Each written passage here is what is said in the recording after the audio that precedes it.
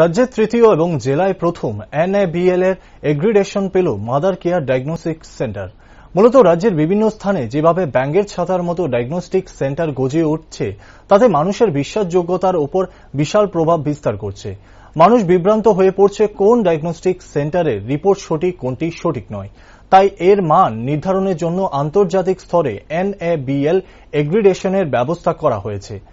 ISO 15189 act 2012 অনুযায়ী এই এগ্রিডেশন দেওয়া হয়। এই নিয়ম অনুসারে ত্রিপুরার মধ্যে তৃতীয় এবং জেলার মধ্যে প্রথম ডায়াগনস্টিক সেন্টার হিসাবে স্বীকৃতি পেল মাদার কেয়ার ডায়াগনস্টিক সেন্টার। এই স্বীকৃতি স্বরূপ ধর্মনগর প্রেস ক্লাবে এক সাংবাদিক সম্মেলনের আয়োজন করা হয়। এই সাংবাদিক সম্মেলনে উপস্থিত ছিলেন মাদার কেয়ার ডায়াগনস্টিক সেন্টারের কর্ণধার Paulami Purkayastha, lab director doctor Sudip Shukla Das এবং ল্যাব টেকনিশিয়ান রাজদীপ পাল সহ অন্যান্যরা। Good afternoon. আমি মাদার কেয়ার ডায়াগনস্টিক সেন্টার পুলিপির তরফ থেকে বলছি। আমি এজ এ ল্যাব ডাইরেক্টর। আমরা recently Mother Care Diagnostic Centre polyclinic NABL accreditation পেয়েছি।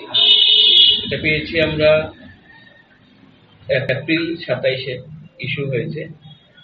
এখন আমরা অ্যাক্রিডিটেশনটা 2 বছরের জন্য পেয়েছি এবং প্রতি বছর এই NABL থেকে আমাদের এটা অডিটিং করার জন্য আসবে।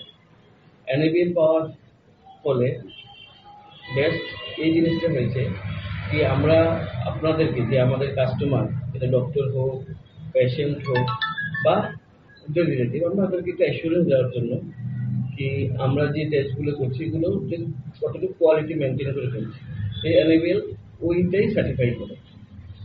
ঠিক আছে, তো এখন আমরা NABL অ্যাক্রিডিটেশনের আওতায় অনেকগুলো স্কোপ হয়। এখন আমরা ক্লিনিক্যাল বায়োকেমিস্ট্রি যে স্কোপে, ওই স্কোপে আমরা অ্যাক্রিডিটেশন পেয়েছি। টোটাল 33 প্যারামিটারসটা পেয়েছি, যেখানে গ্লুকোজ থেকে শুরু করে থাইরয়েড, T3, T4, TSH সবগুলো প্যারামিটার ইনক্লুডেড আছে ক্লিনিক্যাল বায়োকেমিস্ট্রিতে। NABL একটা অটোনোমাস বডি, ঠিক আছে। এটা আন্ডারে আমরা ISO 15189 2012 এর গাইডলাইনের অনুসারে ভাইয়া সার্টিফিকেট নাম্বার MC5629, ঠিক আছে, এখন দেখবেন MC5629, ওই সার্টিফিকেটের আন্ডারে আমরা অ্যাক্রিডিটেশন পেয়েছি।